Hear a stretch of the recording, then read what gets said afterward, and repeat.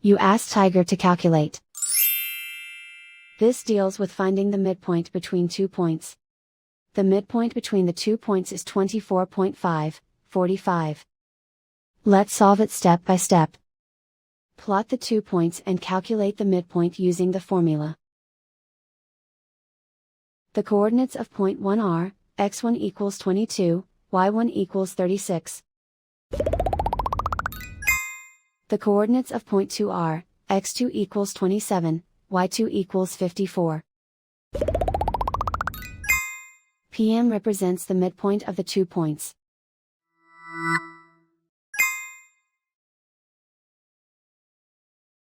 Use the x values in the midpoint formula to find the midpoints x. x1 equals 22.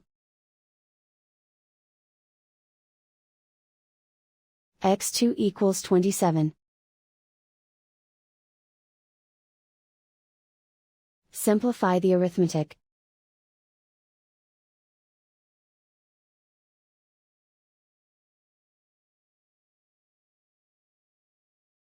Use the y values in the midpoint formula to find the midpoints y. y1 equals 36. y2 equals 54. Simplify the arithmetic.